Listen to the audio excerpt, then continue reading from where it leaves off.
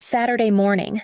I had just poured my first cup of coffee and was watching steam curl into the gray Oregon sky when my phone buzzed. Trevor West, my realtor from years ago, the man who helped me find the one place that was mine. "Hey, Delaney," he said, voice cautious. "Quick question, are you selling your cabin?" My hand froze on the mug. "No." "Why?" "There's a listing up. Your mountain property near Bend. Same photos, same lot size. It's live right now, but the contact number isn't yours." A sharp, cold sensation slid down my spine. "Whose number is it?" He hesitated. I didn't want to say anything until I was sure, but I reverse searched it. It's a woman named Marla Carver, my mother. I didn't say anything for a few seconds. The silence was so dense I could hear the tick of the clock above the stove. "I'll send you the link," Trevor added gently. "Thought I'd check with you first before taking any steps." After we hung up, I opened the message. There it was. My cabin, my name not listed, but every other detail was exact. Photos I'd never taken. A description worded just close enough to sound legitimate. Peaceful alpine getaway. It read, "Available for private viewing." There was Mom's number at the bottom, bold and public, like she had every right. I didn't even feel anger yet, just a hollow, rising pressure in my chest, like the ground beneath something sacred had started to crack. I set the phone down, walked to the sink, and stood staring through the window, knuckles white on the edge of the counter. My mother was trying to sell my home. I picked up the phone again and called her. The phone rang twice before she picked up. "Hi, sweetheart," Mom said, her voice laced with that artificial warmth she saved for when she knew she was in trouble. "How's your weekend going? Why is my cabin listed online?" I asked, skipping any pretense. A pause. Then, in that same tone, "Oh, you saw that. You put my property up for sale." "Well," she said, drawing the word out like it needed softening. "Your father and I just thought it would be best." "You're so busy." "Delaney, you never even use it anymore. That's not your decision to make." Another pause. I could hear her settle into her kitchen chair. "It's for Sierra. She's expecting. And she and Caleb need a place. They've outgrown that little apartment already. You know how expensive things are now." My jaw locked. "You didn't ask me, because you would have said no," she said plainly. "We're not trying to hurt you. It's family. She needs help." "You always help." I closed my eyes. "It's not yours to sell." "We're not doing anything illegal," she said quickly. "We have copies of your ID, your tax forms, old documents with your signature. We can manage the paperwork if that's what you're worried about." I stared at the wall across from me like it might split open. "You mean you're going to forge my name?" "It's just easier this way," she said, gently, as if explaining something logical to a child. "And we know you'll understand. Once you calm down, you've always been the responsible one." She said it like it was a compliment, before I could respond. I heard Dad's voice in the background. "Is she upset Mom covered the phone?" "It's fine. I'm handling it." I ended the call. Then I opened my laptop and searched for Trevor's number again. I didn't call Trevor right away. Instead, I sat there with my laptop open, the cursor blinking on an empty email draft. My hands hovered over the keys, but I couldn't type yet, not through the wave of memories that hit me all at once. It wasn't just the cabin. It was the way they always framed it. "You're so responsible." The words they used to convince me to pay Sierra's last 2 semesters of college when her scholarship fell through. The same words they used when her wedding budget spiraled out of control and I wrote a check to cover the difference because she deserved a perfect day. The first time I agreed to help with the mortgage was when Dad got laid off. I told myself it was temporary. They promised they'd pay me back. That was nearly 3 years ago. $800 a month, automatically withdrawn, quietly taken. No one ever brought it up, not even me, because that's what I was trained to be: quiet, reliable, the one who fixes things without being asked, the daughter who gives. not the one who questions why no one ever gives back. I used to think it was love. That doing more meant I was a good person. That being the stable one was a kind of honor. But sitting there, realizing they were planning to forge my signature and sell the only thing I owned outright, I saw it clearly for the first time. This wasn't love. It was control, just softened by years of obligation and polite smiles. I opened my banking app, canceled the auto payment. Then I picked up my phone, took a breath, and called Trevor. Trevor picked up on the second ring.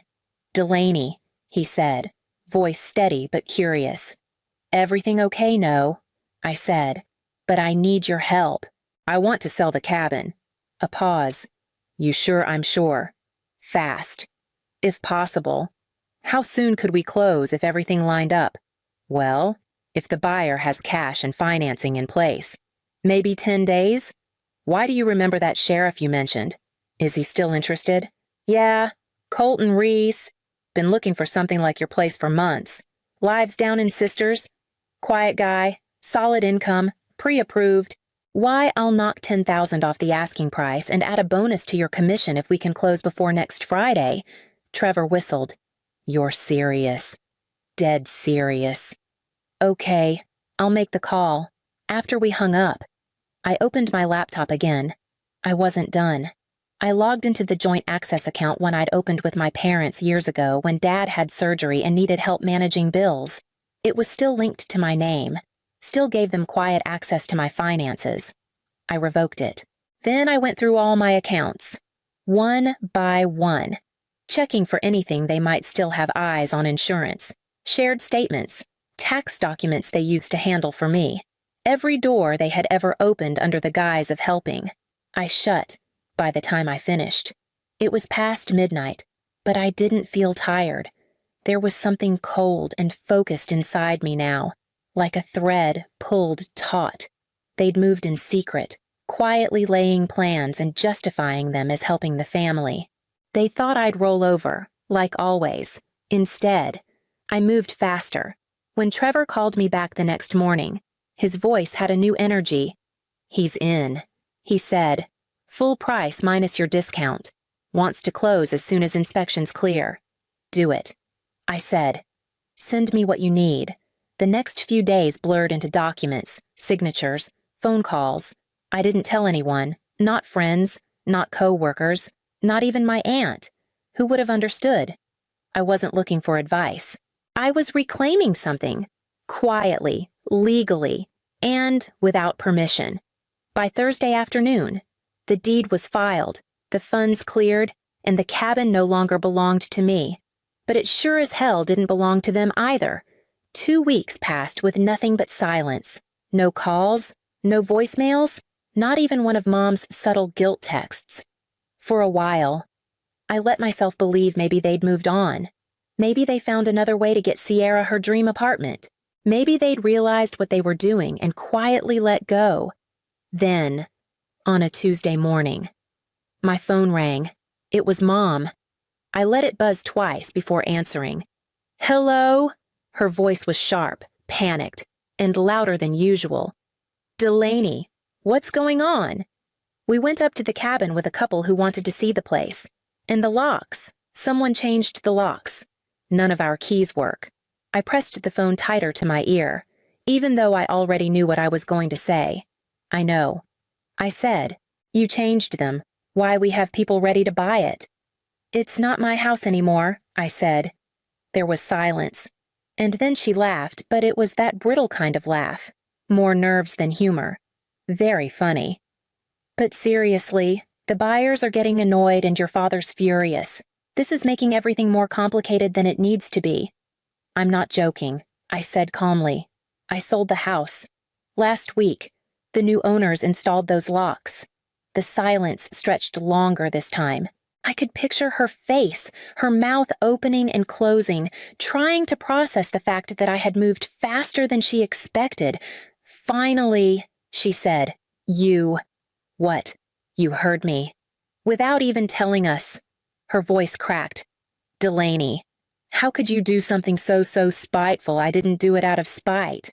I said, I did it because it was mine, and I was done pretending I owed it to you. She started saying something else, but I didn't wait to hear it. I hit end and set the phone on the counter. My hands trembled for a few seconds, my body catching up to the adrenaline that had held me still through the call. But then a strange, unexpected calm settled in. For the first time in years, I'd said no and meant it. They couldn't guilt me into reversing anything. The deed was final.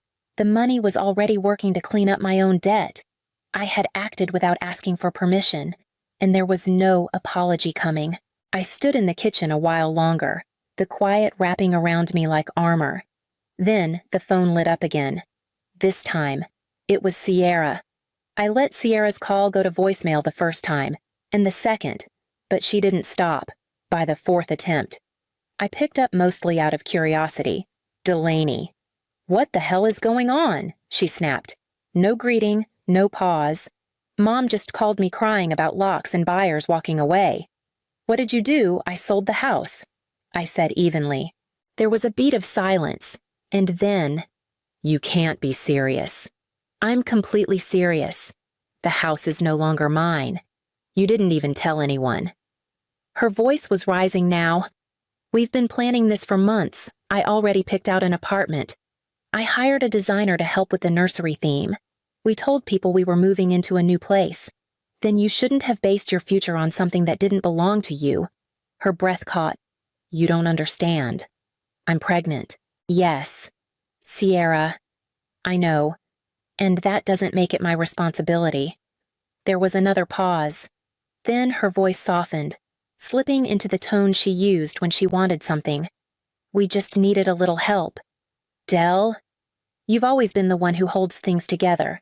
Mom said you'd come around." I let out a quiet breath. "Figure it out, like the rest of us do." Her tone snapped back into its usual pitch. "You're being cruel." "No," I said. "I'm finally being clear." There was silence, long and heavy. Then she muttered something under her breath and hung up. I stood there with the phone still in my hand, not shaking this time, not even angry, just tired of being the solution to everyone's problems. They had built their entire plan around my compliance. They assumed I'd fold, because I always had. But they never asked what would happen if I didn't. The silence after her call didn't feel like guilt. It felt like a door closing, not slammed, just shut. 2 more days passed without a word. Then Trevor called again this time. Not about documents or inspections. "Delaney," he said, "you're not going to believe what happened." "Delaney," Trevor said carefully. "The sheriff, your buyer, just called me.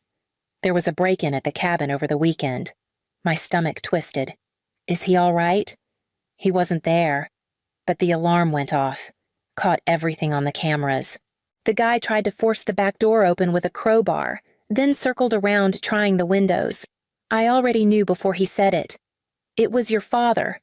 I closed my eyes. "He's been arrested." The sheriff recognized him from the paperwork and called the local PD instead of handling it himself. Said he wanted to keep things above board. "Of course," I murmured. "Thank you for telling me." "I'm sorry," Trevor added.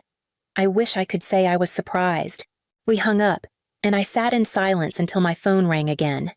This time, it was my mother, Delaney. She cried before I could say a word. "You have to fix this. Your father was just trying to get into your property. He didn't know it was sold for real. Call the sheriff.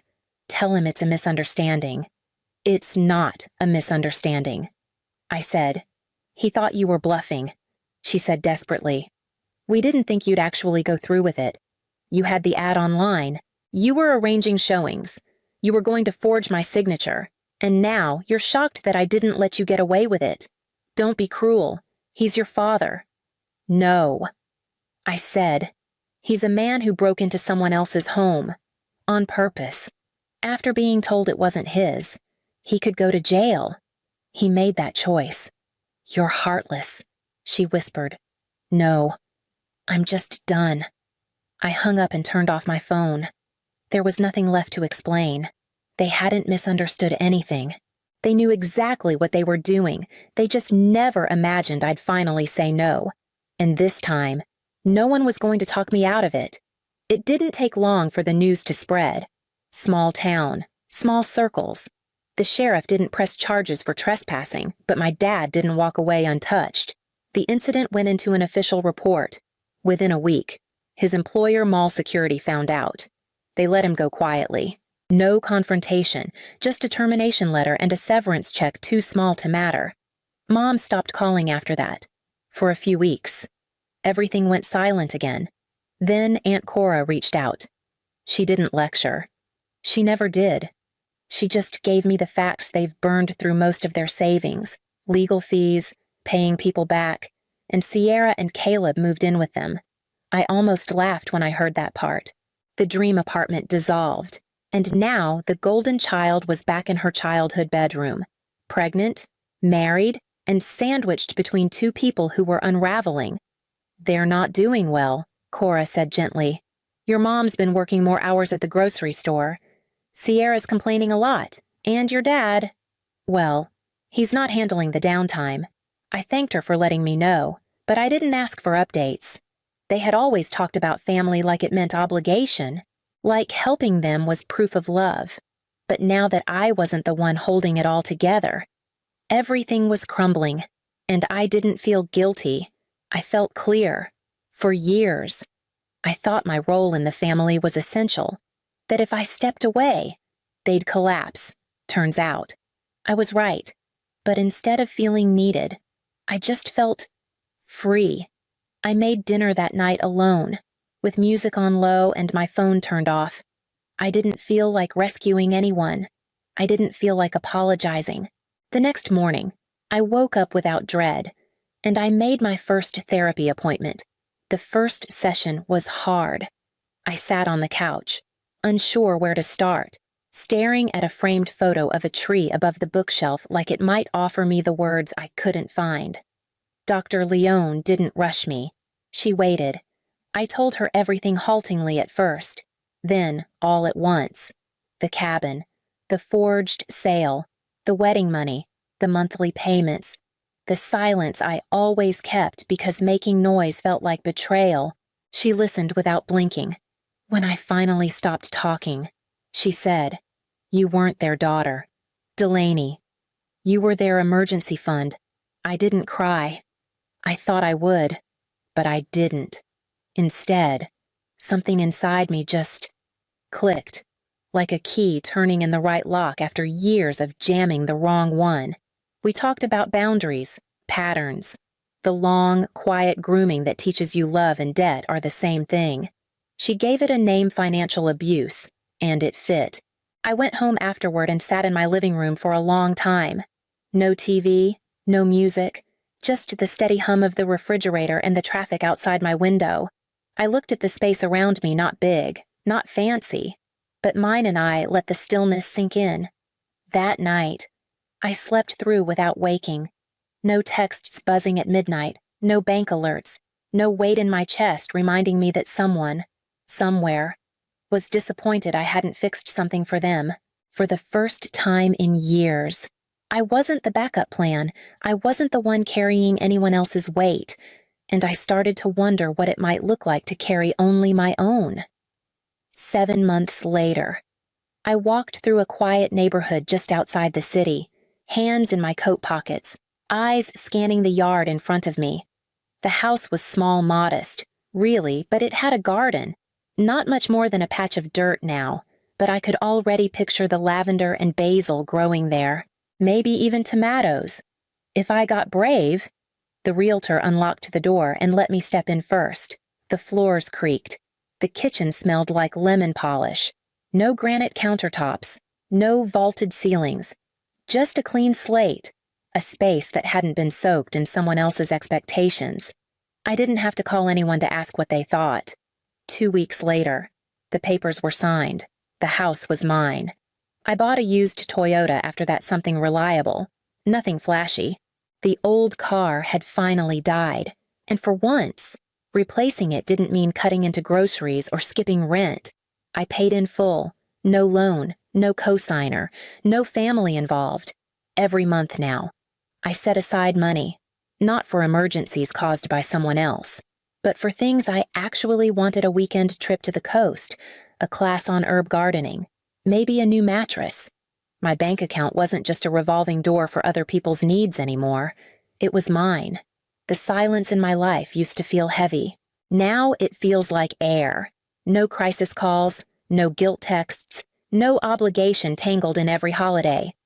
I wake up, I work, I cook dinner in my quiet kitchen, I go to therapy, I make plans, small ones, mine. No one tells me who I need to be. And I finally understand freedom isn't loud. It's the soft, steady hum of a life that belongs to no one but you.